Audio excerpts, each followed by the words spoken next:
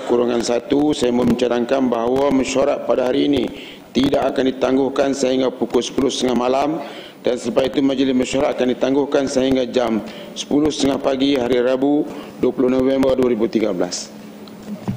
Datuk Yang Dipertua, saya mohon menyokong. Terima kasih Yang Hormat. Ahli Yang Hormat, sekarang saya kemukakan masalah kepada majlis untuk diputuskan.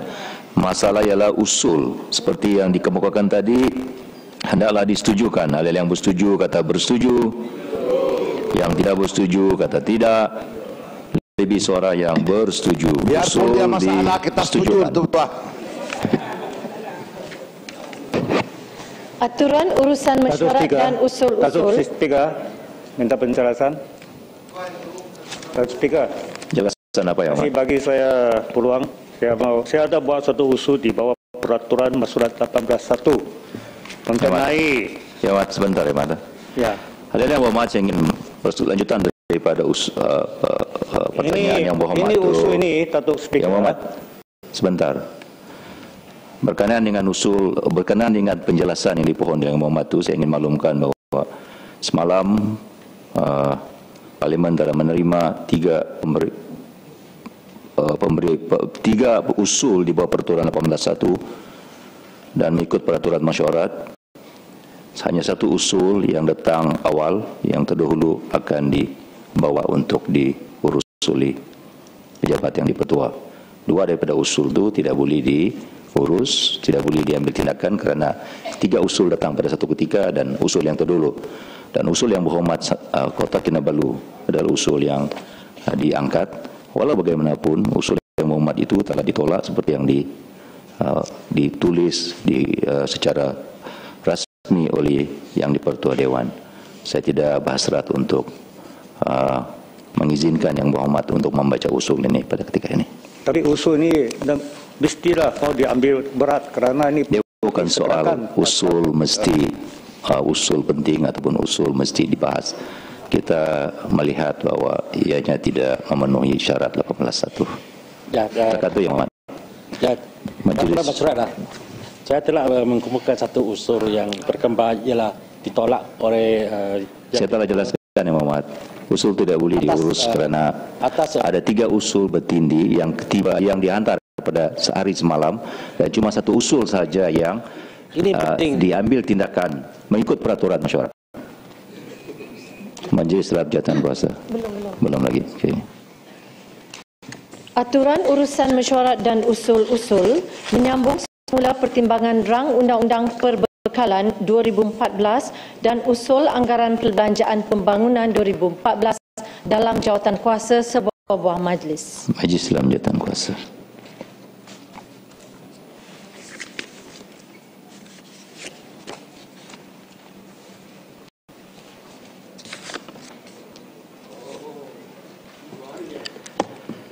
Ya, sejemput yang berhormat batu untuk menyambung perbahasan seperti yang kita putuskan semalam. Selepas batu Sepang, lepas itu Menteri menjawab. Terima kasih pengerusi. Saya mana boleh dia kata Pertua? Ini isu luar negara ini isu penting. Perlu juga kita bahas. Ya, saya pun setuju. Kalau boleh minta izin untuk satu lagi lah daripada Barisan Nasional. Sebab kita ada apa ini spy game dalam dunia kita. Jadi kita kena bicara juga. Semalam Barisan dah berucap yang hormat, yang berhormat Tuan. Ya. Kalau boleh saya minta jugalah. Ya, betul. Terima kasih pengerusi. Saya ingin bahas di bawah tajuk 020100 bahagian Eropah, Amerika, Afrika dan NZ sebagai tajuk hubungan dua hala. Seperti yang kita telah maklum dan mendapat pengesahan daripada pihak Amerika Syarikat dan Australia bahawa aktiviti pengintipan telah berlaku di atas premis kedutaan negara Amerika dan Australia ini. Dan kita nampak pihak Menteri Luar Negeri tidak mengambil satu pendirian yang sangat tegas selain daripada mengatakan beliau menyesal dan juga ada hantaran surat protes. Tetapi nampaknya tidak mencukupi. Di negara lain, saya ambil contoh Germany sebagai anggota dalam NATO, mereka juga mendesak supaya Amerika Syarikat untuk menandatangani satu agreement yang dipanggil No Spying Agreement. Kita harus menyatakan kedaulatan kita tidak boleh diancam sebegitu. Dan banyak lagi seruan supaya kita suspend perbincangan TPPA, menghentikan segala kerjasama secara tentera, atau kita menghalang lawatan kapal perang ke pelabuhan-pelabuhan Malaysia sehingga Amerika Syarikat setuju untuk tidak lagi mengintip dan juga tidak mencerobohi kedaulatan negara. Saya tidak nampak kenapa Kementerian Luar Negeri ini sangat lembut sekali dari segi perkara ini. Dan boleh dikatakan juga kita mengesahkan kata tidak akan menjejaskan hubungan dua hala. Bagaimana kita tidak menjejaskan hubungan dua hala kalau kedaulatan kita dan keselamatan kita dicerobohi?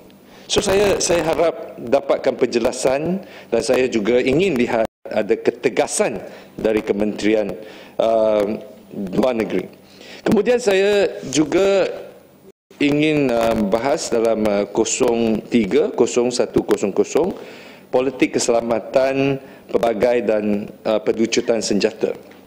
Baru-baru ini Perdana Menteri telah melawati Sri Lanka untuk sidang kemuncak COGM. Walaupun banyak pihak telah mendesak supaya untuk menunjukkan keprihatinan kita dan pendirian kita dalam hak asasi manusia sejagat, Perdana Menteri tidak melawat. Banyak negara lain termasuk Kanada dan negara-negara Eropah, mereka boikot, memulau persidangan ini. Saya ingin dapat penjelasan kenapa kita tidak mengikuti jejak yang lain, dan apakah hasil daripada kunjungan ke Sri Lanka ini. Penjelasan. Ya, Ibu Barat Bangun. Okey. Sila. Terima kasih pengurusi. Merawak betul. Adakah yang merawak betul tahu bahawa baru-baru ini Tamil Diaspora telah mengadakan satu mesyuarat di Mauritius, di mana mesyuarat itu dibuka dengan resmi oleh Presiden Mauritius. Selepas itu ketetapan telah diambil supaya negara Mauritius sendiri tidak pergi ke COGM. Dan di antara masa itu Presiden negara Mauritius mengatakan bahawa kerajaan beliau akan pergi ke Sri Lanka, tetapi selepas mendengar dalam-dalamnya apa yang kita kata, saya dan Profesor Ramasamy dan banyak dari Malaysia itu pun telah menghadiri, dan atas representasi kami, kerajaan Mauritius telah membuat keputusan bijak untuk tidak menghadiri majlis tersebut. Tapi yang lebih mustahak adalah di mana tentangan yang tertentu, pandangan yang tertentu telah dibuat di berbagai masyarakat di seluruh negara menentang kehadiran Malaysia di COGM. Kenapa yang berhormat pertentangan ini? Ini adalah kerana apa yang telah berada di negara Sri Lanka, di mana lebih dari 100,000 orang telah mati akibat civil war di sana, dan ramai anak-anak mereka, anak-anak Tamil di sana, juga anak-anak Muslim telah dirogol oleh askar Sri Lanka, dan ini semua diketahui, fakta-fakta. Dan bukankah ini menjadi satu foreign policy blunder oleh kerajaan, di mana tidak mengakui, malah memberi iktiraf bahawa apa yang dibuat oleh Sri Lanka adalah bagus dengan penghadiran mereka. Dan baru-baru ini satu di mana David Cameron, Perdana Menteri, show an example, di mana dia telah pergi ke Jaffna untuk menengok on the ground. Kenapa kita sendiri, ramai di antara Malaysia, rakyat Malaysia, Datuk Pengurusi tak tahu, ada lebih kurang 200,000 orang Melayu yang duduk di sana. What about them? So many were killed. Saya sendiri tahu. Saya ada kawan-kawan Melayu di sana. They are from here. They are descendant dari sini. Kenapa kita Perdana Menteri tak tahu? pretend not to know? Tak apalah, Tamil okay. Macam mana orang Melayu? Tak mustahil. Ini, these are bukan. Bila Perdana Menteri pergi sana, dia tahu. Tapi mungkin dia tak tahu bahawa ada orang Melayu di sana. 200,000. Ramai di antara orang Melayu juga telah dibunuh kerana civil war. Kerana mereka agama Islam, agama Hindu dan sebagainya. Macam mana we make a political blunder, foreign office blunder? Adakah kerana ini advice dari High Commissioner dari Colombo tidak tetap? Walaupun ada tentangan yang tertentu. Jadi maka pandangan rakyat kenapa ia tidak diambil alih? Ya, Ipoh Barat. Okey. Terima kasih, saya amat setuju dan masukkan sebahagian daripada ucapan saya. Tapi saya ingin tegaskan ialah termasuk Sungai Petani, mereka yang dalam misi untuk melawat dan untuk mendapatkan fakta-fakta pelanggaran hak asasi manusia di Sri Lanka ini, Sungai Petani juga dihalang untuk masuk sebagai ketua kumpulan prihatin ahli-ahli parlimen terhadap hak asasi manusia di Sri Lanka. Seterusnya saya juga ditajuk 03, 02, 00 hak asasi manusia dan kebudayaan. Seterusnya yang selanjutnya termasuk ekonomi pelbagaian hala dan kerjasama serantau, hak ehwal Islam pelbagai hala. Dalam tajuk ini saya ingin dapatkan penjelasan pendirian Kementerian Luar Negeri, apakah pendirian Malaysia terhadap satu kudeta yang tidak mematuhi lunas undang-undang dan hak asasi manusia yang berlaku di Mesir, di mana presiden yang dipilih secara demokratik telah digulingkan. Apakah pendirian kita? Adakah kita iktiraf sebuah rejim yang mengambil alih kuasa melalui kekerasan tentera? Apakah juga pendirian Malaysia dan peranan Malaysia terhadap pembunuhan beramai-ramai yang berlaku di Ogos tahun ini, di mana beratusan orang awam yang tidak bersenjata dibunuh di Mesir, di kota-kota yang besar termasuk Kairo dan tempat beberapa lagi, Iskandaria dan beberapa lagi kota besar yang perhimpunan yang aman itu ditindas begitu kejam sekali. Dengan imej Perdana Menteri yang cuba menyatakan beliau adalah pemimpin wasatia di World Moderate Movement ini, sepatutnya kementerian mengambil satu inisiatif yang lebih proaktif untuk mempertengahkan isu ini. Dan kita telah menandatangani International Convention on War Crime. Sama ada kerajaan Malaysia bercadang untuk falkan satu aduan di Mahkamah Dunia antarabangsa untuk membicarakan pihak-pihak tentera yang telah melakukan satu kekejaman terhadap nilai-nilai kemanusiaan, crime against humanity. Ya, Batu boleh gulung. Sedikit lagi. Seterusnya saya juga ingin dapat pendirian dalam isu yang sama, pendirian kerajaan Malaysia terhadap sekatan ekonomi di Iran. Saya dapati bahawa ada tindakan seolah-olah kita menyokong sanction terhadap Iran ini. Akhir sekali ada satu lagi isu, iaitu di bawah tajuk 100 Pusat Serantau Asia Tenggara bagi mencegah keganasan. Saya masih ingat pusat ini, SEARCCT ini ditubuhkan pada tahun 2003 untuk menangani dan mengutip maklumat tentang keganasan, aktiviti-aktiviti keganasan.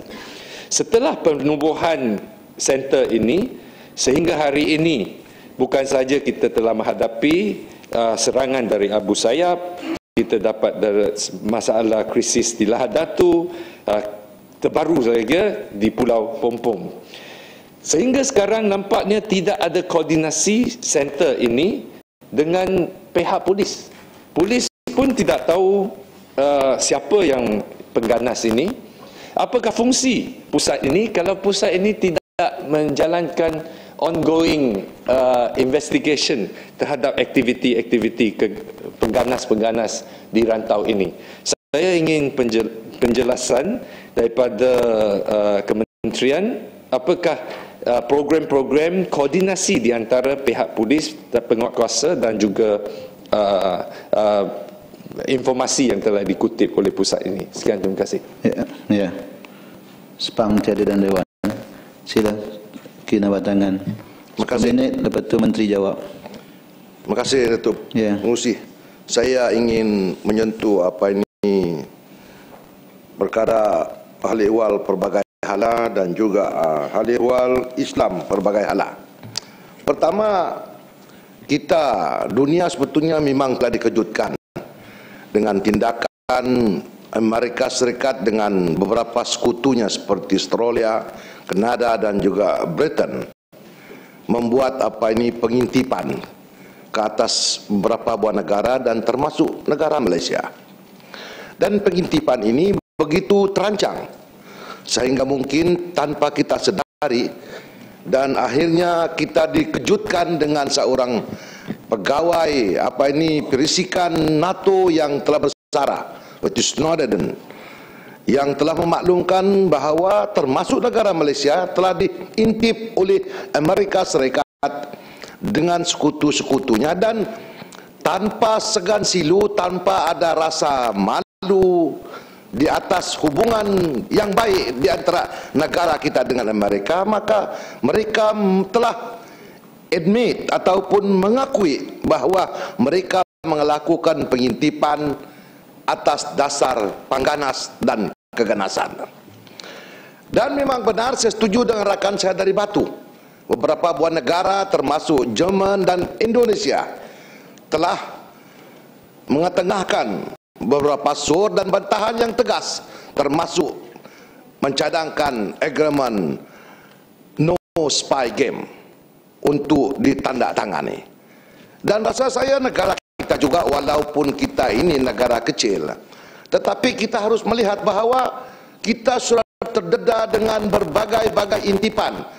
Dan intipan ini sama ada melalui media massa elektronik seperti Instagram, Facebook, Twitter, macam-macam. Dia boleh ceroboh, dia boleh dapat tahu, dapat kesan dengan siapa kita berbual, apa intipati mesej yang kita hantar dan sebagainya. Jadi apakah pendirian negara kita? Apakah kita berdiam diri ataupun kita harus juga mengikuti langkah-langkah negara untuk mempertahankan maruah bangsa kita? Kita ini terkenal dengan pendirian kita mempertahankan maruah bangsa kita. Seinci pun kita tidak mundur dan tidak lari. Ya, Lenggong bangun. Ya. Ya. Terima kasih Tuk Pengurusi. Terima kasih Kinabatangan. Saya bersependapat dengan Kinabatangan. Ini soal maruah negara yang mesti kita pertahankan. Namun demikian, kita tahu bahawa yang amat berhormat Perdana Menteri yang mengetuai kerajaan negara kita telah pun memberi isyarat begitu jelas mengenai pindiran Malaysia terhadap kegiatan pengitipan yang disyaki berpunca di pejabat kedutaan Amerika dan juga Suruhanjaya tinggi Australia di Malaysia. Saya dipahamkan bahawa Wisma Putra sendiri telah menghantar nota bantahan kepada pihak berkaitan untuk memperlihatkan bahawa kita memang membantah di atas pencerobohan negara kita, walaupun Shah Alam tidak yakin dengan kekuatan kita untuk pertahankan barang negara. Soalnya, Yang Berhormat, mungkin Kinabatangan boleh beri pandangan, apakah perlu kita tingkatkan lagi bantahan kita, atau kita nak tahu apakah respon daripada Amerika Syarikat mengenai bantahan yang telah pun kita hantar pada kita? Ya, Lenggong. Pertama, saya rasa kerajaan perlu ada mencari dua pendekatan. Pertama, menyekat bagaimana intipan ini boleh berlaku, iaitu dengan mungkin bekerjasama dengan SKMM, dengan kementerian-kementerian yang lain. Sebab kita tidak mahu nanti satu hari negara-negara lain juga akan membuat berbagai-bagai intipan dengan dengan mana-mana agensi kerajaan ataupun keselamatan dalam negara kita. Kedua, bukan saja nota bantahan, kalau perlu kita akan lakukan sesuatu yang lebih tegas untuk memastikan bahawa kita tidak mahu kerja kotor yang dilakukan oleh Amerika yang berlagak selaku polis dunia, tetapi sebenarnya merekalah penyamun yang paling besar dalam negara ini, dalam negara dunia ini. Sila. Terima kasih. Kami kemarin sama-sama solat, jadi tidak ngam kalau saya tidak bagi. Very friendly today. Terima kasih Tuan Pengerusi. Saya nak bertanya kepada Kinan Batangan, adakah Kinan Batangan sedar bahawa siri terbaru intipan oleh Amerika Syarikat ini ialah ke atas pimpinan tinggi negara-negara, termasuk di Jerman, berlaku di Brazil, dan ini merupakan suatu ancaman besar kepada negara kita kerana tumpuannya bukan lagi pembangkang ataupun penjenayah kecil, tetapi pimpinan negara. Jadi mungkin ini akan dijadikan suatu cara untuk blackmail peras ugut terhadap kepimpinan negara kita. Jadi adakah cadangan Kinan Batangan tadi supaya kita hantar memo dan langkah-langkah lain itu cukup kuat untuk menunjukkan kemarahan kita? Hantar memo ni biar NGO lah ni buat kerja. Terima kasih. Ya. Terima kasih Yang Berhormat rakan saya. Sebetulnya apa yang perlu kita katakan iaitu ketegasan kita. Dan yang kalau nak buat demonstrasi ini memang kerja macam salam. Jadi kalau boleh untuk atas kecintaan kepada negara, saya sorkan salam mengetuai demonstrasi di jalanan. Kita sokong sebab dia kepala demonstrasi untuk kebaikan negara. InsyaAllah. Ada lagi? Baik, terima kasih Datuk Speaker. Terima kasih Kinan Batangan. Saya ucapkan terima kasih atas kesudian Kinan Batangan mengiktiraf dan memperakuilah kemahiran yang ada pada pembangkang yang mana tidak ada pada pihak kerajaan. Yang mana pihak kerajaan memang selama ini dan pihak backbenchers pun selama ini apa yang mereka mampu ialah untuk mengangguk dan kata ya je pada semua. Lalu apabila ada isu yang seperti ini, mereka terkapai-kapai tak tahu nak buat apa. Nak buat demo pun tak pandai, kadang buat meeting dalam dewan. Buat demo dalam dewan. Tapi saya nak ingatkan Kinan Batangan lah. Saya nak ingatkan Kinan Batangan dan ahli-ahli Parlimen Barisan Nasional bahawa persoalan pengintipan Amerika Syarikat ini telah lama kita persoalkan dan kita timbulkan dalam dewan. Termasuklah isu pelantikan APCO dulu sebagai penasihat kepada kerajaan, termasuk dalam bidang-bidang yang boleh dikatakan sulit, strategik di Bukit Aman dan sebagainya. Dan apabila ini berlaku, bagi kami ianya tidak mengherankan. Inilah sikap yang ada pada pihak kerajaan yang mengintip pembangkang. Inilah sikap yang ada pada Amerika yang mengintip dunia yang lain. Ini bucap ni salah, bukan penjelasan. Tak apalah, pasal nak gunakan laluan yang diberikan. Saya ucapkan terima kasihlah pada Kinan Batangan. Ini kadang-kadang saya tidak memberi laluan masalah ni, dia salah guna kuasa. Tapi untuk dia kempen selaku Majlis Tertinggi dalam PAS itu kita bagilah. Sila. Sebetulnya Tuan Pengerusi, memang kita serius untuk melaksanakan sesuatu langkah semata-mata mempertahankan negara kita. Negara ini dicakupi oleh tanah dan air. Sebab itu orang tua-tua kita berkata, jangan sekali-kali jual tanah air kita. Jangan jual tanah, jangan jual air. Sebab kalau jual tanah dan air itu jual tanah air. Jadi apa yang berlaku untuk mempertahankan kedaulatan negara ini, kerajaan perlu melakukan sesuatu tindakan yang lebih tegas, amaran kepada Amerika yang menganggap dia terlalu besar. Tetapi kerja dia menceroboh, ini dia tak malu pun. Kalau negara lain menceroboh negara dia, bayangkan apa tindakan yang akan diambil oleh mereka. Dan kita lihat bagaimana berlaku di Mesir. Amerika campur tangan, guling pemimpin yang ada di Mesir. Habis itu dia lantik satu pemimpin, lepas itu diguling oleh tentera. Amerika berdiam diri. Dan sekarang rakyat di Mesir menderita merana disebabkan tindakan pimpinan dalam negara mereka tidak bertanggungjawab. Jadi apa peranan Malaysia dalam mengekalkan keamanan di kalangan negara-negara Islam? Sebab kita ada dasar halihwal Islam berbagai halah. Peranan kita jangan hanya ada dasar, peranan ke arah untuk memastikan rakan-rakan kita di Mesir, di Syria, di Palestin. Salam cukuplah, nanti salah guna kuasa. Ya, salam. Lepas ni Kinabatangan gulung. Ya, saya nak ucapkan Kinabatangan. Hari ini dia dalam bahasa Inggeris dia kata enlightened. Ya, selama ni dia kabur. Ya, apa yang berlaku kat Mesir, UMNO Barisan Nasional diam. Apa yang berlaku dekat Iraq, apa yang berlaku dekat Syria selama ini tak kenal, tak perasan, macam tak tahu sedang adanya satu perancangan pengintipan yang sedang berlaku hasil daripada campur tangan Amerika Syarikat. Maka saya sokong sepenuhnya lah, ya, pandangan Kinabatangan dan syornya untuk kerajaan Malaysia menunjukkan satu sikap yang lebih tegas terhadap campur tangan Amerika Syarikat, khususnya di negara-negara umat Islam, dengan tujuan untuk menimbulkan masalah dan menentukan arah dan hala tuju politik negara. Saya harap bahawa ahli-ahli Parlimen Barisan Nasional, khususnya daripada UMNO juga, akan memberikan sokongan bila saya turun buat demonstrasi. Saya nak tengok Kinabatangan di tepi saya, di saf terdepan. Terima kasih. Ya, silakan. Kalau demonstrasi untuk menentang, menegakkan kedaulatan negara, saya ikutlah. Kinabatangan. Kota tinggi di belakang. Oh, okey. Last. Terima kasih Tuan Speaker. Terima kasih Kinabatangan. Saya rasa isu pasal pengintipan ni mestilah kita kutuk sekeras-kerasnya. Tapi dalam pada yang sama juga kita kena ada konsistensi.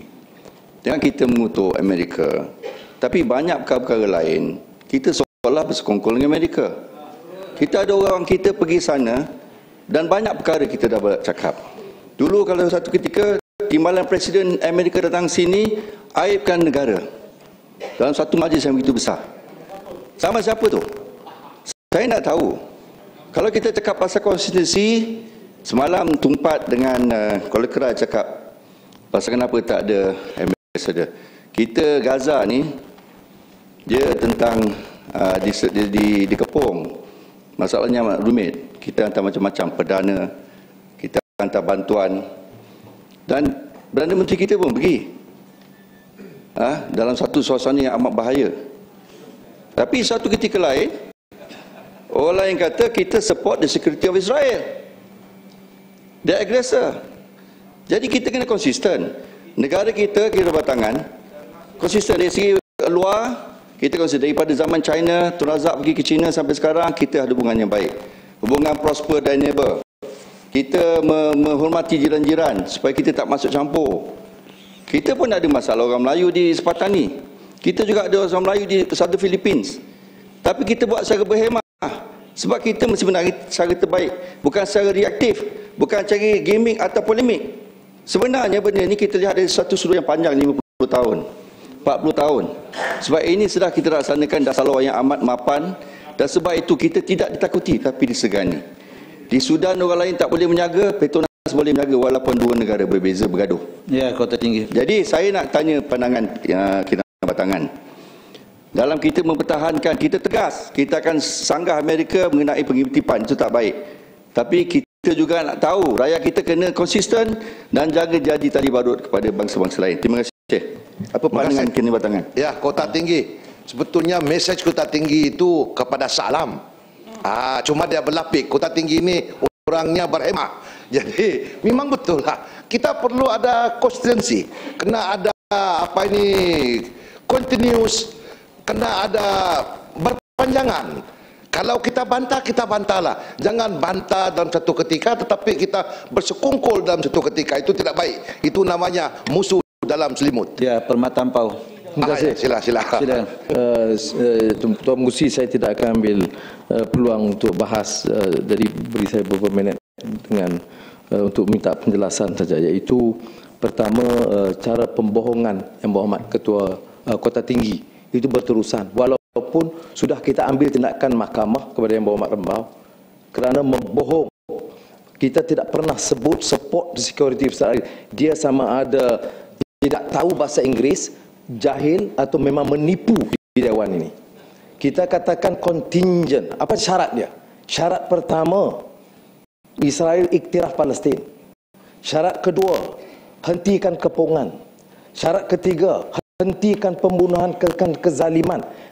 Andai syarat-syarat itu dipatuhi, barulah kita kata kita memberikan pertimbangan untuk to study the protection security, because yang pengusi tak boleh kita bicara soal security Israel tanpa pertahankan hak Palestin. Saya tidak pertikai hak saya berucap, tapi nak bohong di Dewan di mesyuarat UMNO Cawangan boleh bohong kerana tidak ada orang ulas. Dalam putusan boleh, tetapi tidak boleh guna Dewan ini bohong. Kalau repeat di luar, saya tahu ambil tindakan. Repeat di dalam, saya minta pengurusi rujuk kepada Tuan Kuasa. Kalau betul Tuan Kuasa Tuan adil, tidak seperti sebelum ini.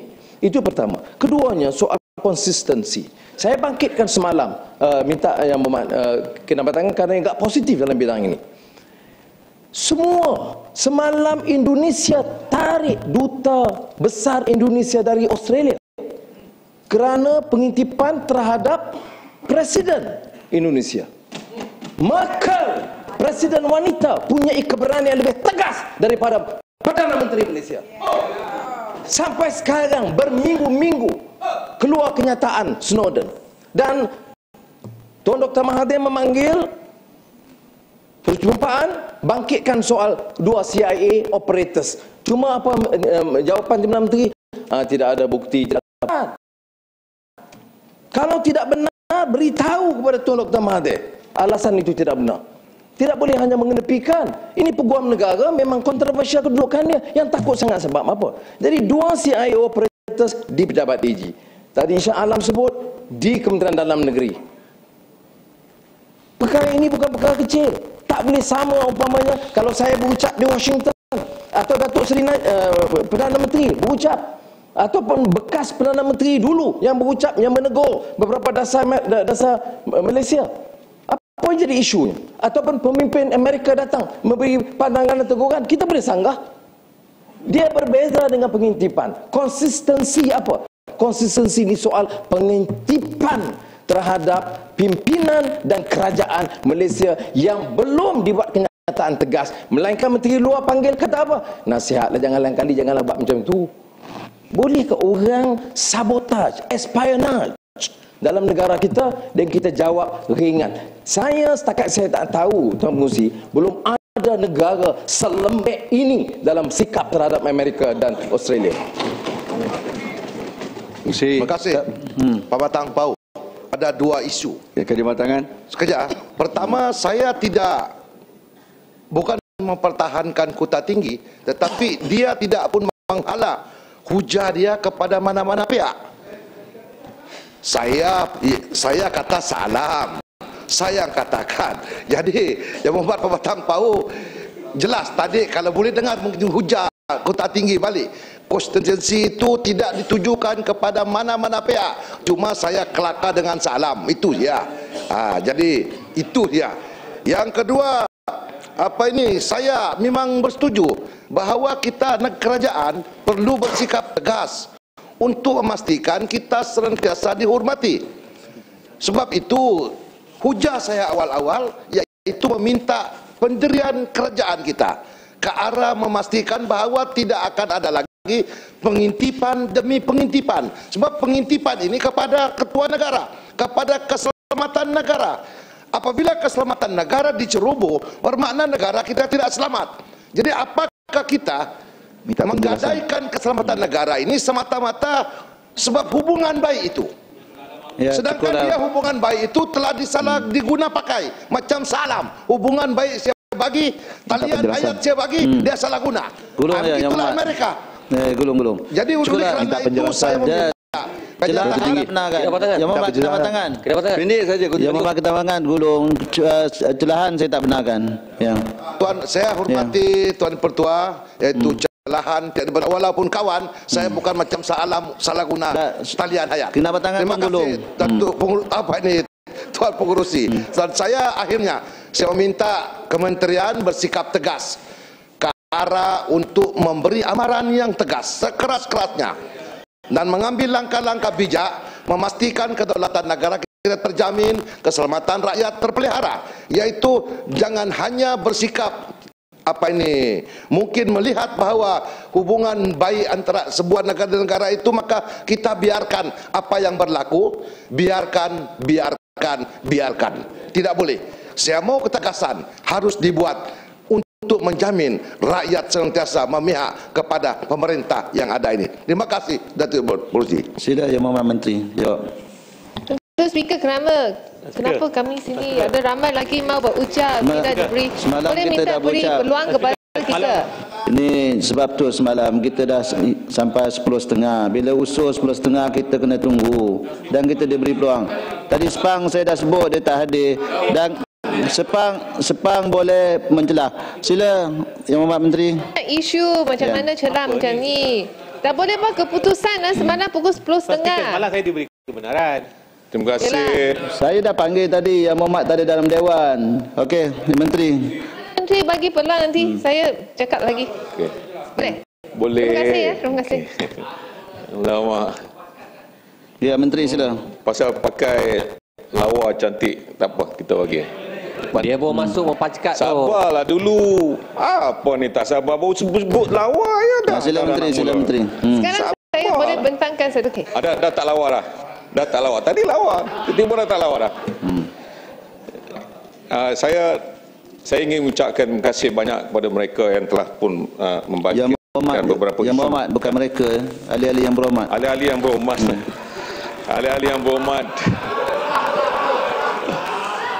Ahli-ahli yang berhormat yang telah membangkitkan beberapa isu tentang Kementerian Luar Negeri ini. Pertamanya Kapar, yang berhormat Kapar. Ada ya. Yang berhormat telah membangkitkan pelantikan Datuk Seri Zahrin, Duta Besar Malaysia ke Indonesia, juga dicelah bersama dengan Yang Berhormat Tumpat. Saya nak jelaskan bahawa proses lantikan Duta Besar ini sama ada lantikan politik ataupun karier diplomat adalah berdasarkan kepada pasal 144 Perlembagaan Persekutuan. Jadi bermakna apabila kita mengikut Perlembagaan Persekutuan, kita segahkan kepada Suruhanjaya Perkhidmatan Awam selaku pihak berkuasa bagi meninjau, meneliti di atas cadangan untuk kita melantik sesiapa saja sebagai duta besar kita dalam semua perwakilan kita di seluruh dunia. Dan kemudian kita segahkan kerajaan akan menyembah perakuan tersebut dan untuk diperkenankan oleh Seri Paduka Baginda Tuan Agong. Maka saya ingin jelaskan proses itu telah pun kita buat, telah pun diterima baik dan akhirnya agrimo telah pun kita dapat daripada Indonesia untuk bersetuju melantik Datuk Seri Zahrin, Duta Besar Malaysia ke Indonesia. Maka tak timbul soal sama ada ianya adalah merupakan satu balasan dari segi politik dan sebagainya. Kalau nak marah sangat pun dia tak payahlah buat macam ini. Saya rasa kadang-kadang kala pelantikan itu kena pada tempatnya kerana kita hantar ke Indonesia kerana kita rasa nak menangani banyak isu-isu. Musuh kita ni bukan hanya di luar sana tetapi dalam negara pun adalah merupakan musuh yang menggunakan luar negara. Because kerana luar negara, Kementerian Luar Negeri ini adalah merupakan satu kementerian yang kita rasa sebagai satu, dengan izin, line of defense kita. Bukan sebab itu kadang-kadang kita nak menangani satu masalah, kita lantik dia dan beliau dilantik di atas grade utama JUSA B. Dan tempoh perkhidmatan beliau ialah selama 2 tahun daripada Oktober 2013 sehingga Oktober 2015. Apa lagi Batu? Ya, Yang Batu. Penjelasan sedikit. Sila. Tadi terima kasih Pengerusi. Tadi Menteri jawab tentang menangani musuh. So saya ingin dapat pengesahan. Adakah ini bermaksud Datuk Seri Zahidin ini mempunyai kepakaran tertentu dengan misinya yang agak spesifik, iaitu menangani musuh yang diserang dari kemungkinan dari tanah Indonesia. Saya dapat pengesahan dari. Saya dah jelaskan tadi, musuh kita ni bukan hanya di luar negara ataupun juga datang daripada dalam negara. Jadi kalau kita rasa beliau mampu, jadi kita lantik. Jadi tak kisahlah sama ada dia dalam ataupun luar negara. Kemudian Tumpat ada membangkitkan tentang isu mudah je tentang isu sama, isu sama. Nak jadi isu besar ni pasal apa? Isu sama, sekejap saja. Isu ialah, tapi jawapannya sama. Kita dah jelas, kita lantik dan dia tak menjadi masalah kepada Malaysia sehingga setakat ini, sehingga bulan November dia dah sebulan di sana, tak timbul pun masalah kita dengan Indonesia dan berjalan baik, dan banyak information gathering yang telah pun dia dapat, telah pun diserahkan kepada kita. Jadi nampaknya dalam masa sebulan ni dia amat baik sekali. Itu saya jelaskan. Musuh negara siapa? Musuhnya kalau macam contohnya macam Bagan nak buat hal sesuatu perkara di sana contohnya, dan kita rasa oleh kerana dia kawan baik dengan Bagan, jadi dia akan dapat information dengan lebih baik. So, jadi musuhnya daripada Pakatan. Saya dah apa ni Pengurusi, kadang-kadang kalau saya heran. Dia Yang Menteri.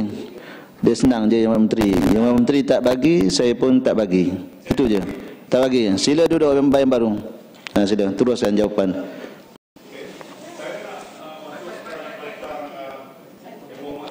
Mike. Wow. Sila. Pasal Mike pun dia nak marah. Ya.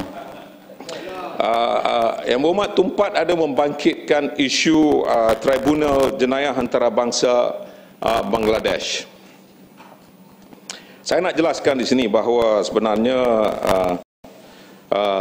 Bangladesh telah pun menubuhkan Tribunal Jenayah Antarabangsa ini pada 25 Mac 2010 seperti yang telah pun dilaungkan oleh kerajaan semasa dalam pilihan raya. Maka mereka telah pun menubuhkan itu untuk membawa penjenayah perang pembebasan yang tercetus pada tahun 1971 ke muka pengadilan. Ini adalah proses undang-undang negara tersebut dan melibatkan hal ehwal dalaman Bangladesh. Dasar luar Malaysia dalam perkara ini jelas. Malaysia mengamalkan dasar menghormati kedaulatan dan sistem perundangan serta tidak campur tangan dalam urusan dalaman tersebut. Maka sebab itu kita serahkan untuk kepentingan negara tersebut, mereka telah pun menubuhkannya. Maka kita, prinsip kita sentiasa melihat kalau ada sesuatu yang boleh kita bangkitkan, maka akan kita bangkitkan melalui kaedah pertubuhan antarabangsa yang lain. Mengenai isu surat terbuka yang dibuat oleh Lord Carlile, kerajaan mengambil maklum akan kritikan yang dibuat oleh Lord Carlile tersebut. Saya nak jelaskan, Yang Berhormat, dia ni adalah seorang yang begitu liberal. Sebab itu saya pun heran bahawa dia membawa isu ini. Kerajaan berpendapat dia hanyalah memberi pendapat beliau, dan itu adalah freedom of expression yang kita rasa sesiapa pun boleh buat di mana-mana mengikut kaedah masing-masing. Jadi prinsip kita sentiasa melihat, oleh kerana Bangladesh itu negara yang berdaulat, mempunyai hak untuk menentukan sama ada untuk menerima ataupun menolak kritikan tersebut, maka kita Malaysia mengambil prinsip yang sama dan bersikap yang sama tentang perkhidmatan PAU bangun. Perkhidmatan PAU. Menteri, jelas sekejap soal terima kasih penjelasan itu. Tetapi dalam kes Bangladesh ini, pemimpin-pemimpin parti Islam, khususnya Jamaat Islami, itu dihadap ke mahkamah, dan prosedur itu memang dibantah bukan saja oleh negeri barat. Saya faham dari sudut rangka diplomatik, pemerintah Turki dan Arab Saudi juga menunjukkan keprihatinan. Soal tidak mendedahkan itu soal pertimbangan masing-masing negara. Sebabnya ialah kerana yang didakwa itu adalah kes bukan pemberontakan peperangan di antara yang sehingga menubuhkan Bangladesh dengan Pakistan, dan mereka ini dihadapkan tanpa ruang untuk pertahanan bela negeri. Sebab itu digunakan sebagai satu sistem kaedah yang lain. Jadi soalnya saya faham hubungan baik Malaysia Bangladesh yang harus dipertahankan, sehingga akan nak bawa 500,000 Bangla pekerja dan mengedepikan kepentingan penganggur di Malaysia, itu satu soal lain. Mungkin akan didaftar oleh SPR kemudian, itu soal lain lah ya. Tetapi yang nak tekankan ini satu yang serius. Mereka ini dihukum gantung, ya, dihukum bunuh, dan di antaranya itu ulama-ulama besar, termasuk Amir, bekas Amir Jamaat. Jadi kalaupun dari segi Kementerian Luar menganggap, dan saya faham tidak perlu ada bantahan terbuka, sekurang-kurangnya diplomatic note secara bijak supaya dapat menyederhanakan ketegangan politik berlarutan. Tetapi yang nyata ialah proses undang-undang yang bebas dan terus tidak dipatuhi, dan kita harus bantah sama ada terang atau secara baik. Diplomatik harus lakukan seperti mana dilakukan oleh Arab Saudi dan Turki. Terima kasih kepada Muhammad Matang Pau. Yang Muhammad telah pun mengakui bahawa ada beberapa cara yang boleh kita buat, sama ada secara terbuka ataupun secara mengikut apa yang kita buat. Kalaupun ada bantahan, mengikut atau melalui lunas-lunas yang lain, kaedah yang lain, seperti pertubuhan antarabangsa yang ada, yang mana kita menjadi ahlinya. Setakat itu yang saya jelaskan tadi, dan kena faham bahawa kadang-kadang kalau dalam isu ini, saya dah kata prinsip kita masih lagi tegas, sama, iaitu tidak mahu mencampur tangan tentang sesuatu yang melibatkan hal ehwal dalaman sesebuah negara. Maka sebab itu isu ini kita faham, kalau ada yang boleh kita timbulkan, maka kita akan timbulkan mengikut kaedah yang lain. Jadi saya nak masuk tumpat, ada satu lagi yang dibangkitkan tentang Syalam. Pasal apa pula ni? Syalam. Benda yang sama. Kalau beri laluan saya akan ceritalah. Kalau tak beri laluan tak payahlah. Cuma saya nak jelaskan, Matang Pau kata nak bawa 500,000 orang Bangladesh untuk ke Malaysia dan akhirnya akan diregisterkan sebagai pengundi. Itu seperti pembohongan yang dibuat dan dikatakan oleh Yang Berhormat tadi. Ini cerita pembohongan ini Yang Berhormat yang sebut. Yang Berhormat dah okey. Kalau Yang Berhormat boleh sebut. Ini floor saya. Duduk dulu. Apakah saya kata duduk dulu. Ini pasal. Ya. Saya minta check and set. Berilah laluan. Akan didaftar. Saya kata jangan didaftarkan. Jangan. Berilah laluan. You accuse people. Boleh bohong macam tu ke? Saya kata jangan. Bukan saya kata didaftarkan. Semua ada dengar. Saya minta orang UMNO baru kalau berani cakap benar. Mesti ada. Saya tak kata 500,000 didaftarkan sebagai SPR. Oleh SPR. Saya kata jangan. Tuan Musi, saya tak bagi floor ini kepada Yang Berhormat Mentampau. Duduk dulu. Bukan suruh bohong. Bukan suruh bohong. Ini tuduhan. Tarik balik, Menteri. Tarik balik. Duduk dulu. Saya bantah sebab dia kata saya bohong. Saya bantah sebab ada tuduhan pembohongan. I challenge. Besok check handset exactly apa saya kata dan you must withdraw. Kalau saya tak tuduh kata 500,000 ini akan didaftar. Kalau you sanggup begitu, they will take it. Kalau you cannot, Pengurusi tak boleh guna floor dan anggap dia boleh senang begitu kerana suara majoriti.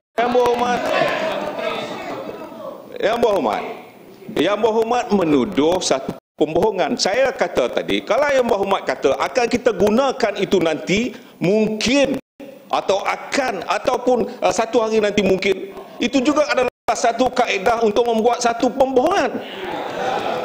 Jadi ini yang saya katakan. Apa yang Berhormat nak? Apa yang yang lain-lain diam, Ya.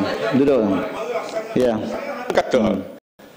Kalaupun kita nak bawa 500,000 orang, ya saya tak marah. Cuma yang Berhormat Mentampau yang nak melenting marah ni pasal apa? Menteri dulu. Saya Menteri biar ada standard sikitlah. Kalau nak jadi menteri biar standard sikitlah. Saya nak sambung semula seperti yang dibangkitkan oleh Tumpat. Lepas ni insya-Allah saya berikan. Beliau minta kalau boleh duta besar juga akan kita lantik untuk menjadi duta di Palestin.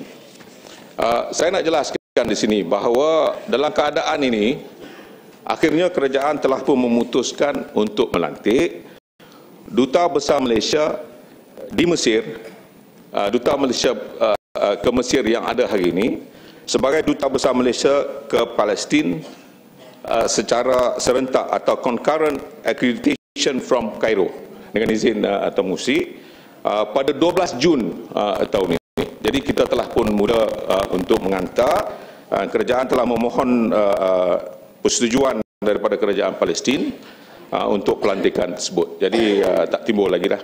Terima kasih. Jadi Shah Alam ada yang nak dibangkitkan? Ya, sila salam. Ya, terima kasih Tuan Speaker, terima kasih Menteri. Saya nak balik kepada isu Bangladesh lah. Ya. Saya faham bahawa ini memang apa yang dilakukan oleh kerajaan boleh mengambil beberapa bentuk. Ada yang secara melalui organisasi antarabangsa, melalui cara direct dan sebagainya. Tetapi saya merasakan bahawa memandangkan bagaimana Malaysia memberikan sokongan dan bantuan ekonomi kepada Bangladesh, di mana ramainya pekerja-pekerja Bangladesh datang dan bergantung nasib dengan negara Malaysia dan sebagainya. Semestinya kerajaan Malaysia mempunyai pengaruh yang agak kuat ke atas kerajaan Bangladesh untuk menasihati mereka sama ada secara terbuka ataupun secara tertutup. Ni yang Arau pergi duduk sebelah sana, duduk kacau menteri, apa hal? Saya ingat saya tengah cakap dengan menteri. Kalau Arau pun cakap dengan menteri, dia dua telinga tapi dia boleh dengar satu je. Ya, Salam ini pun tak ikut peraturan Salam. Nampak macam mengganggu pula menteri. Ya, Arau, saya ingat speaker kena suruh dia balik kursi dia lah, speaker. Ya, minta maaf. Ya, Tuan Menteri Yang Berhormat Menteri saya rasa bahawa Malaysia boleh memainkan peranan yang lebih berkesan. Ya, tak semestinya secara terbuka, tetapi kita ada pengaruh. Ya. So untuk memberitahu pada kerajaan Bangladesh, dunia sedang melihat alim ulama yang dah berusia 90 tahun dipenjarakan, 80 tahun dipenjarakan untuk 90 tahun. Ada yang dihukum gantung ke tali gantung semata-mata atas sejarah perang saudara. Bila East Pakistan nak dijadikan sebagai Bangladesh nak pisah daripada Amerika daripada Pakistan, ya. Dan banyak kisah-kisah yang kita telah membaca, buku-buku yang meriwayatkan peristiwa-peristiwa yang telah berlaku tidak membabitkan individu-individu yang telah dituduh, ya. Lalu saya rasa kerajaan bertanggungjawab untuk menggunakan pengaruhnya supaya menentukan keadilan itu terlaksana. Saya harap bahawa kerajaan tidak mengambil sikap ini soal dalam negara lalu kita tak ada kena-mengena dan sebagainya. Saya harap atas semangat persaudaraan Islam dan sebagainya dan universal values for justice, kita menasihati Bangladesh tentang persoalan ini. Ya, terima kasih Tuan Menteri. Baik pada pagi ini. Saya selalu baik. Dia bila kinabatangan kacau je yang jadi jahat sikit. Ya Pak Menteri, lenggong. Cuma saya nak jelaskan sekali lagi. Dasar luar kita sama perkara ni amat jelas. Saya dah beritahu bahawa kita mengamalkan dasar menghormati kedaulatan dan sistem perundangan serta tidak campur tangan dalam urusan dalaman sesebuah negara. Jadi bab kalau kita tak puas hati, kita akan bawa dalam mana-mana lagi pertubuhan yang lain yang mana kita menjadi ahlinya. Itu pun jelas telah pun saya jawab tadi. Jadi tak timbul lagi lah Syalam, isu ni saya ingat dah selesai. Kita nak masuk bab lain. Seputih dia mana?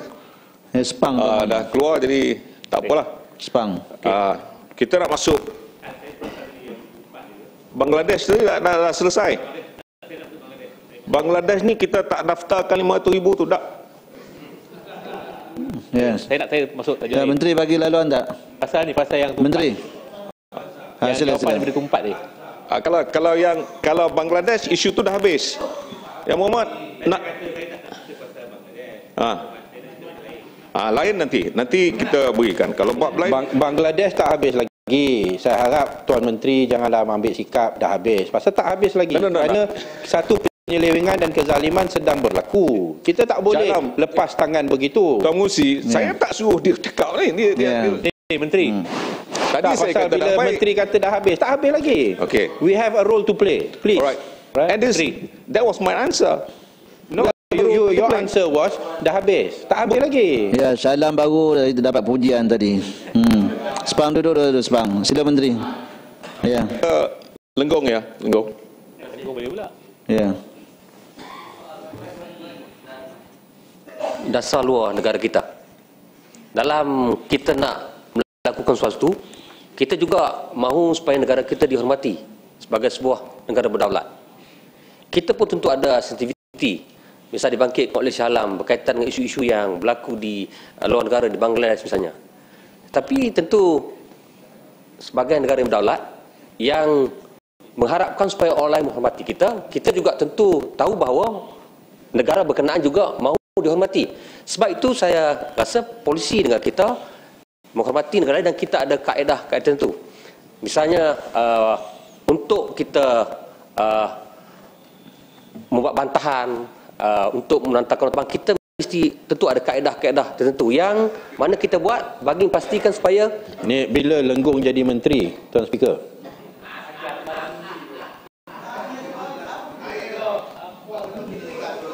Bukan fungsi dia tadi tak boleh cakap macam saya cakap tu, dia kecil tiru, dia marah sikit. Cuma saya nak dapat penjelasan daripada kerajaan tentang polisi dan pendekatan yang kita buat ini.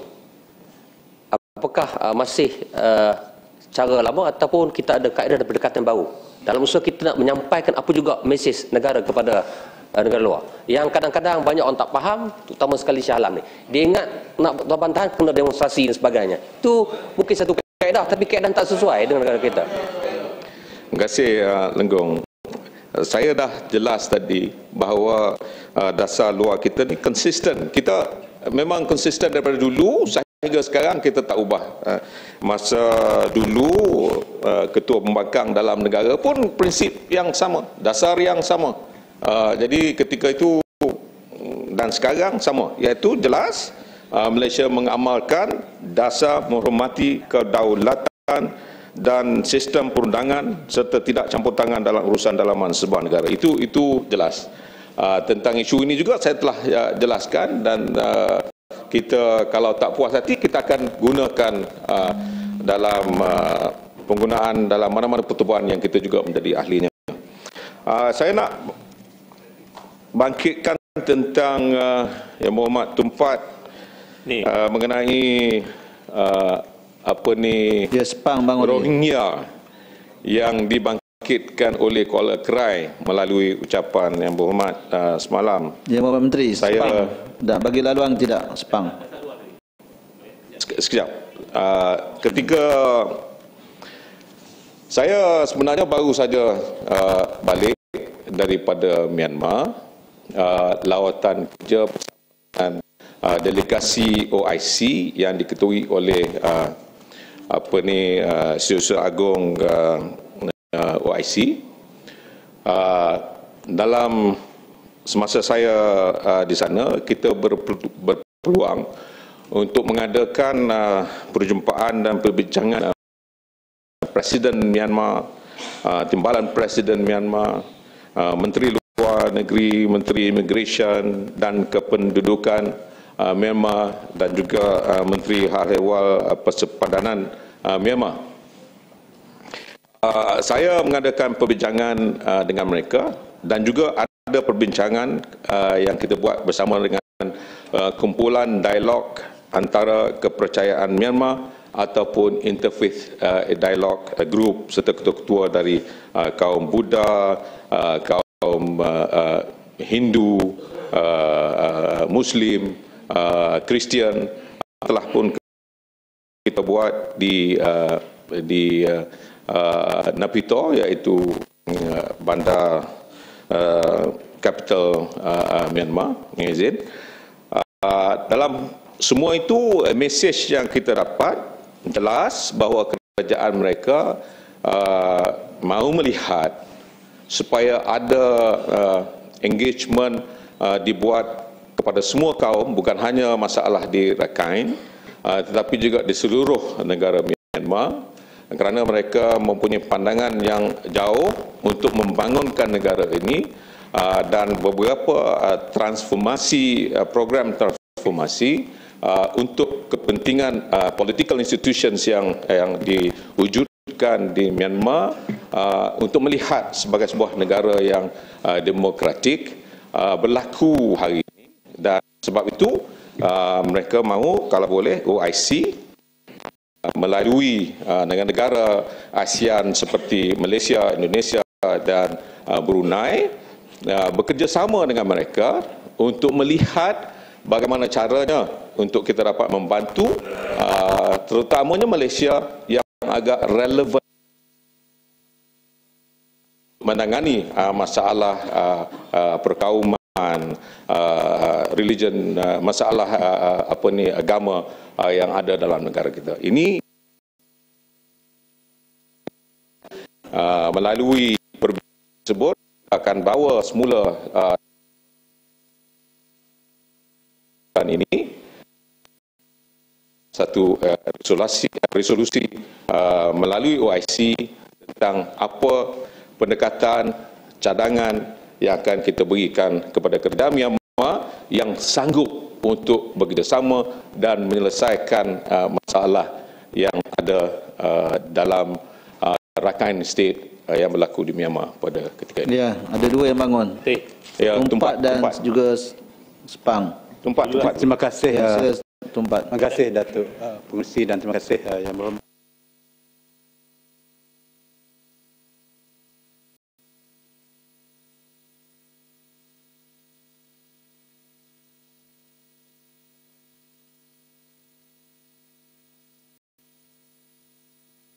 Dibenarkan untuk menubuhkan pejabat untuk mengawasi pergolakan di Myanmar sebelum ini.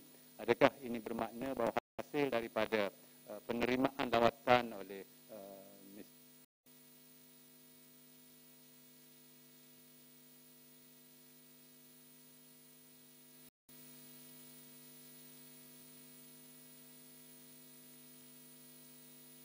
tapi dalam buku ini masih disebut OIC dengan nama panjang yang lama. Adakah ini bermakna bahawa OIC dibenarkan untuk mewujudkan pejabatnya di Myanmar, dan keduanya adakah Yang Berhormat dapat menyaksikan laporan-laporan yang kita dengar, yang Yang Berhormat Baling sendiri sempat melawat, bahawa kaedah kehidupan orang-orang Rakhine Rohingya ini di Myanmar itu amat teruk sekali. Laporan yang saya dengar lebih teruk daripada suasana rakyat kulit hitam di Afrika Selatan di zaman apartheid lagi. Adakah ini penyaksian yang Berhormat sendiri lihat, dan adakah ini sebahagian daripada perubahan ke arah kebaikan yang OIC, yang Malaysia terlibat sama, ingin melihat perubahan yang lebih positif terhadap keadaan seperti ini? Terima kasih. Terima kasih Yang Berhormat Tempat. Inilah apa yang kita tinjau, dan pendapat kita hari ini bahawa kerajaan Myanmar memang benar-benar sincere, dengan izin Mengusi, untuk melihat supaya masalah ini dapat diselesaikan mengikut cara mereka sendiri. Tentang lawatan saya di Rakhine State itu, kita bukan hanya pergi melawat di tempat yang berlakunya peristiwa tersebut, tetapi juga kita melawat di mana kem yang telah pun ditubuhkan oleh kerajaan itu. Kita tinjau dari segi cara mereka membangunkan kawasan tersebut, dan kita tanya dengan kerajaan apakah setakat nak meletakkan mereka di kem tersebut maka sudah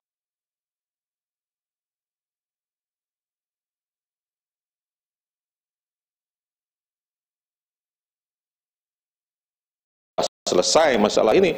Mereka mengatakan bukan, yang sebenarnya itu adalah untuk pertama dari segi kaedah security, di mana mereka boleh dikawal oleh kerajaan, pertama. Kedua, mereka akan akan dibangunkan sekolah di kawasan tersebut untuk menentukan bahawa bagi kanak-kanak yang berada di situ boleh masuk sekolah mengikut kerajaan Myanmar, dan kemudian diberikan peluang pekerjaan yang akan dibawa masuk ke Rakhine State. Inilah perjanjian yang telah pun mereka jelaskan kepada kita, dan daripada dulu dan sekarang memang betul ada perubahan. Dulu kem yang di mana Yang Berhormat Baling pergi ketika itu agak teruk keadaannya, tapi hari ini sudah nampak mula ada perubahan, di mana kem-kem yang dibangunkan itu juga agak lebih baik daripada asalnya. Manakala pejabat yang diminta oleh OIC untuk ditubuhkan di Myanmar, Myanmar masih lagi minta supaya kita tangguhkan, kerana ketika kita buat lawatan tersebut, kita perhatikan ada beberapa kumpulan yang masih lagi membuat demonstrasi jalanan yang seperti yang dilaungkan oleh Shah Alam tadi. Jadi maka kerajaan kata oleh kerana masih lagi ada kumpulan-kumpulan yang tidak memahami bagaimana OIC nak membantu dari segi penyelesaian masalah ataupun konflik yang ada di situ, maka Myanmar minta kita tangguhkan dahulu. Ya, sebab sila. Terima kasih Menteri, terima kasih kepada Pengerusi. Saya nak bangkitkan tentang tadi Menteri mengatakan bahawa dasar kerajaan dia tidak campur tangan ke atas urusan domestik negara-negara lain. Jadi persoalan saya, adakah Menteri sedar bahawa baru-baru ini ada salah seorang ahli parlimen Iraq telah mengeluarkan kenyataan, boleh kata dia mempertikaikan tindakan kerajaan Malaysia berkaitan dengan pengendalian isu mazhab ini, khususnya isu mazhab Syiah ini, di mana dalam kenyataan itu ahli parlimen ini yang boleh dimuat dan boleh dilihat dalam YouTube menyatakan bahawa tindakan kerajaan Malaysia ini seolah-olah menafikan, dalam bahasa ni maknanya seolah tidak mengakui keislaman penganut-penganut mazhab lain ini yang majoriti di Iraq, di Iran, di Bahrain dan sebagainya. Jadi persoalan saya, pertama Pertamanya Menteri, apakah dasar kerajaan Malaysia berkaitan dengan mazhab Syiah ini? Sebab saya mengatakan gini, kerana pada 27 Ramadan 1425 Hijrah, iaitu bertarikh 19/11/2004, kerajaan Malaysia menjadi telah menghantar wakil-wakil yang menjadi signatory kepada apa yang dipanggil Amman Message. Yang Amman Message ini yang salah satu usaha daripada bekas Presiden Jordan, Perdana Menteri Jordan, di mana saya bacakan ada lebih kurang 8 orang signatory daripada Malaysia, yang nombor 287 daripada bekas Perdana Menteri Tun Abdullah Badawi, 288 daripada Datuk Seri Anwar Ibrahim ni, Permatang Pauh, 289 ini nombor 289 yang signatory ni, Datuk Almarhum Dr. Abdul Hamid Osman, 290 Profesor Dr. Kamal Hassan, 291 Profesor Dr. Muhammad Hashim Kamali, 292 iaitu Profesor Syahid Han, yang bukan Mr. Syahidan Kasim, sorry, Ahli Parlimen Arau, 293 Hairi Jamaluddin, Menteri, dan juga akhirnya Dr. Solah Qadri Han daripada UIA. Jadi kesemua mereka ini menjadi signatory kepada Amman Message, di mana antara Amman Message ini mengatakan mereka menerima wujudnya mazhab 4 mazhab Sunni itu, dan juga 2 mazhab Syiah iaitu Ja'fari dan juga Zaidi, dan juga mazhab Ibadi dan sebagainya. Jadi persoalan saya, kalau kita dah menjadi signatory kepada Amman Message ini, mengapakah kita masih lagi bertindak seolah-olah menyimpang daripada apa yang kita telah persetujukan itu? Jadi saya harap ada satu penjelasan, dan mungkin kita kena jawab, kena beritahu kepada Parlimen Iraq tentang pendirian Malaysia ini. Yang pertama. Yang keduanya, bagaimanakah hubungan Malaysia pula asal daripada isu kalimah Allah ini dengan Vatican dan sebagainya? Jadi saya hendak supaya kita Menteri jelaskan apakah dasar kita dan bagaimanakah tindak kita ini seolah-olah menyimpang daripada apa yang telah kita persetujui di peringkat antarabangsa. Terima kasih. Ya, sebelum Muhammad Menteri menjawab, saya minta Muhammad Menteri habiskan sebelum pukul 1. Ya. Itulah. Jadi tak payah nak mencelah lagi lah kot. Ni pasal banyak isu yang telah pun dibangkitkan. Kita ada 2 lagi kementerian hari ini. Okey. Saya nak jelaskan bahawa sebenarnya tentang isu yang dibangkitkan oleh Sepang ni, saya dah kata ini jelas dasar kita tak campur tangan. Iraq dia nak atau Iran dia nak mazhab apa pun, Syiah ke apa ke, kita tak campur tangan pun. Itu kita tak ni, yang ini yang jadi masalah Sepang ni. Saya kata dasar dalam negara dengan luar negara, untuk negara yang itu dia bebas.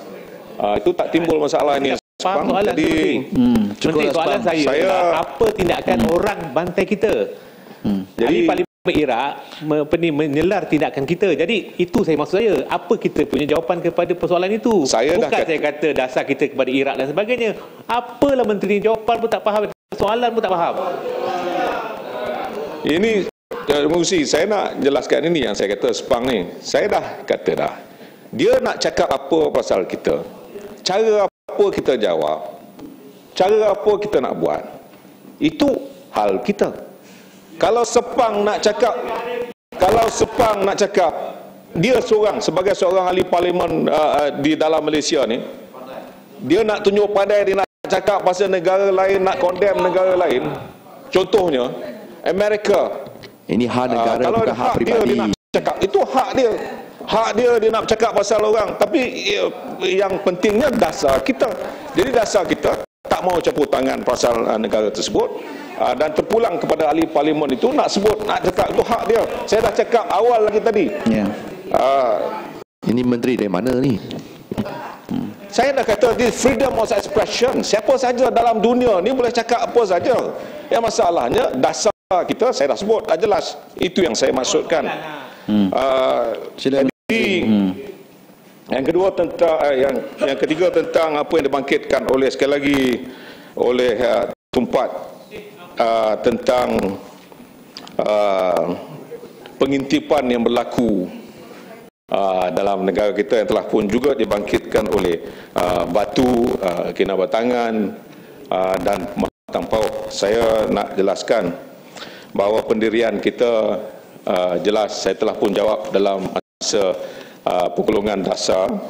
Saya kata dalam kenyataan yang kita buat oleh Yang Berhormat Menteri Luar Negeri pada 31 Oktober 2013 menyatakan bahawa Wisma Putra akan mengambil langkah-langkah sewajarnya jika terdapat bukti yang kukuh.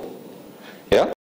Dan pada 5 November, Yang Amat Berhormat Perdana Menteri telah menyatakan bahawa dari segi prinsipnya Malaysia menolak sebarang bentuk pengintipan dan surveillance oleh mana-mana pihak yang menjejaskan kedaulatan negara serta menjejaskan hubungan dua hala. Yang Amat Berhormat Perdana Menteri turut menyatakan bahawa Malaysia sedang menanti penjelasan Amerika Syarikat mengenai kajian semula program pengintipan mereka yang telah pun diumumkan oleh Presiden Amerika. Dan saya nak jelaskan juga di sini, dalam kaedah diplomasi yang kita buat, nota bantahan adalah merupakan satu nota yang agak serius bagi mana-mana negara yang mempunyai persahabatan yang baik di antara dua hala. Maka sebab itu kita melakukannya dengan menghantar nota bantahan, diterima oleh embassy tersebut, dan mereka telah pun menghantar ke pejabat negara masing-masing, dan sebab itu Presiden Amerika telah pun membuat pengumuman untuk mengkaji semula dan mengeluarkan arahan untuk review daripada apa saja polisi dasar mereka tentang isu pengintipan yang berlaku di seluruh dunia. Maka kita tunggu dan kita buat boleh itu. Minta penjelasan. Yes. Apa Menteri? Apakah kerajaan berhasrat ataupun bercadang untuk kita mungkin mengemukakan apa ini perjanjian seperti yang dilakukan oleh negara-negara lain seperti Germany, iaitu untuk mengadakan satu perjanjian iaitu no spy game ataupun no spy agreement di antara Malaysia dan mana-mana negara? Saya Menteri boleh jelas. Betul. Ya, terima kasih. Saya setuju nota bantahan ini ada perkara serius. Tapi kita banding dengan negara-negara lain yang mengambil pendirian jauh lebih tegas. Kerana ini pengesahan yang telah dikemukakan dan kita tidak ada satu tuntutan supaya pengintipan harus dihentikan serta-merta. Kita tak boleh tunggu Presiden Amerika Syarikat nak kaji semula, nak buat review dan lain-lain. Itu sepatutnya bukan pendirian kita sebagai frontline untuk mempertahankan kedaulatan negara. Ya. Kan saya dah jelaskan, saya dah bagi tahu tadi, kita akan mengambil langkah-langkah sewajarnya sekiranya terdapat bukti yang kukuh. Maka sebab itu ini jelas, kalau kita dapat ada bukti yang kukuh, we go to the next step. Sekarang ini kita kementerian belum ada bukti yang kukuh. Sekarang ini 31 kementerian tak yakin dengan perkara ini bangkit pada penghujung bulan Oktober. Sekarang baru lebih kurang 2 atau 3 minggu. Maka dalam selepas itu nanti kita akan jelaskan apakah tindakan yang kita ambil selepas menerima bukti-bukti yang nyata dan kukuh. Batu hanya dengar daripada satu pihak, tapi belum tahu dari segi maklumat keseluruhannya. Mungkin di Germany sudah ada bukti spying on their leaders. Malaysia, kita akan buat kajian yang menyeluruh dan akan kita ambil tindakan selepas itu. Kemudian saya nak bangkitkan tentang apa yang dibangkitkan oleh Tuaran. Pertama tentang tuntutan mengenai Filipina yang menuntut Sabah. Saya nak jelaskan perkara ini tidak timbul kerana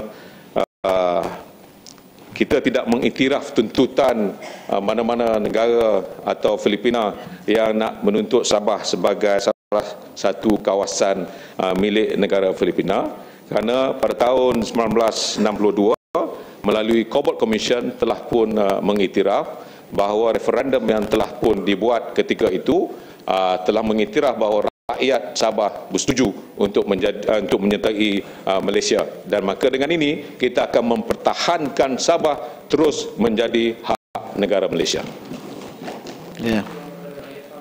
Kemudian Ipoh Barat. Kemudian kita nak jelaskan tentang nama untuk ditukarkan nama Laut Cina Selatan itu kepada nama yang lain. Saya nak jelaskan di sini bahawa sebenarnya nama lautan di seluruh dunia ini berpandukan kepada dokumen yang dikenali sebagai Limits of Oceans and Seas yang diterbitkan oleh International Hydrographic Organization. Jadi maknanya dia tak ada kena-mengena, walaupun nama laut itu Laut Cina Selatan, tidak bererti bahawa laut itu dipunyai oleh negara China. Jadi kita tidak akan minta untuk laut ini ditukar nama kepada nama yang lain. Batu ada membangkitkan tentang masalah Cogem. Saya tak ada masa tinggal 6 minit lagi. Cogem. Cogem, okey. Batu telah membangkitkan isu Cogem, juga dicelah oleh Ipoh Barat. Saya nak jelaskan bahawa yang penting kepada kita ketika ini adalah apa yang cari makan, yang kita buat di sana sehingga memberikan apa rasional kita untuk menghadiri Cogem, walaupun ada bantahan dan juga kenapa Perdana Menteri kita tidak pergi ke Menteri tak jumpa lagi. Okey, saya jawab Berhormat Ipoh Barat.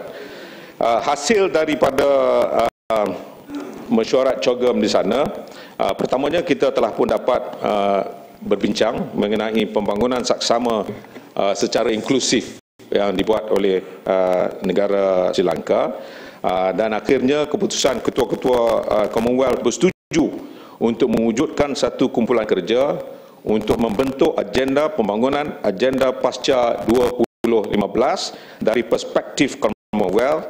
Melalui proses ini Malaysia akan dapat mengenengahkan dan mempertahan pendirian dan dasar Malaysia, maka memelihara kepentingan Malaysia tentang isu itu. Jadi yang pentingnya dalam mesyuarat tersebut, this is about Cogem in Sri Lanka and bukannya Cogem on Sri Lanka. Itu telah pun dijelaskan oleh Perdana Menteri kita. Ada perbezaan di antara Cogem yang bermesyuarat di Sri Lanka dengan Cogem untuk Sri Lanka. Jadi political speech lah, retorik. Tapi saya nak tahu dengan khususnya sama juga political speech yang dibuat oleh Ipoh Barat. No, adakah kita address question cabuli hak asasi di sana? Ada Perdana Menteri open his mouth or kept shut and just make money and come back? Ada business saja. Okay. Has he spoken or not? Because macam David Cameron dan lain-lain Perdana Menteri ada mengatakan mencabuli hak asasi negara. That is the core values. Apa core values Commonwealth? Satu di antaranya adalah human rights values, kan? So he is given the chair now. Saya dah bagi peluang pendek-pendek sekali dan saya nak jawab. Adakah Perdana Menteri mengatakan atau mengambil tahu mengenai perkara itu atau memberitahu kepada Perdana Menteri atau kepada kerajaan di sana? Ada atau tidak? Saya nak jelaskan. Mula-mula Yang Berhormat kata kita patut boikot. Kemudian Yang Berhormat kata tengok bagus David Cameron pergi mesyuarat Cogem. Ni apa ni? Ini yang retorik yang dimaksud konsisten. Apa satu yang kita bantah oleh dia. Ini tak konsisten langsung. Man enough untuk membuat sesuatu.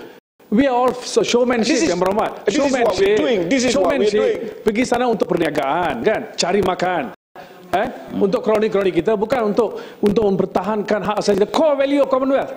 Apa core value Yang Berhormat tahu tak? Okey, duduk. What are the core issues? Duduk Yang Berhormat. Saya nak jelaskan di sini. Saya nak jelaskan di sini Ipoh Barat buat pembohongan yang paling besar. Apa yang konon apa yang cakap benar? Semua yang cakap benar. Yang Berhormat cakap mungkin tak benar. Yang Berhormat Sebab itu Yang Berhormat hanya tahu satu perkara mengenai masalah Tamil Tigers, tetapi yang penting kepada kita nak menyelesaikan masalah untuk menentukan supaya Sri Lanka sebagai satu ahli dalam cogam dapat membangunkan negara itu mengikut kaedah-kaedah antarabangsa yang paling baik, kerana kita mempunyai sikap dasar orang kita di untuk melihat bahawa apa approach yang kita buat adalah orang Melayu Islam Indonesia 200,000 orang, 200,000 people Malaysia staying there. Dicabut saya nak kata tadi dalam pencerahan dia kata 100,000, sekarang dia kata 200,000. Dan ini pekat sikit. Inilah satu pembohongan. Tadi dalam pencerahan saya catat di sini dia kata 100,000 orang mati. No, 100,000 orang mati. Ini Ipoh Barat. Ya. Tak dijemput lagi Yang Berhormat Ipoh Barat. Ipoh Barat.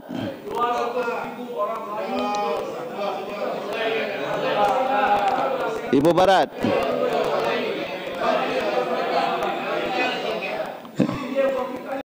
Ya, Ipoh Barat cakap pun tak direkodkan. Ya. Ya. Menteri. Akhirnya saya nak jelaskan tentang apa yang telah pun dibangkitkan oleh beberapa pihak mengenai rampasan kuasa, termasuklah kita sambung pukul 2.30. Ini yang last, boleh ke 1 minit? 1 minit je? Tak, saya tak ada kuasa untuk tambah 1 minit, 2 minit. Ya. Habis dah. Jadi saya jawab, saya bertulis isu yang akhir ini, iaitu mengenai dengan Mesir, dan saya sudahi dengan Assalamualaikum warahmatullahi wabarakatuh. Ya. Masalahnya ialah bahawa wang sejumlah RM641,837,000 untuk kepala B13 anggaran perbelanjaan mengurus 2014 jadi sebahagian daripada jadual hendaklah disetujukan. Ahli-ahli yang bersetuju kata bersetuju. Yang tidak bersetuju kata tidak. Lebih suara bersetuju kepala B13 sebahagian daripada jadual. Masalahnya ialah bahawa perbelanjaan di bawah kepala P13 anggaran perbelanjaan pembangunan 2014 diluluskan. Ahli-ahli yang bersetuju kata bersetuju. Yang tidak bersetuju kata tidak. Lebih suara bersetuju perbelanjaan di bawah kepala P13 jadi sebahagian daripada anggaran perbelanjaan. Mesyuarat dalam majlis.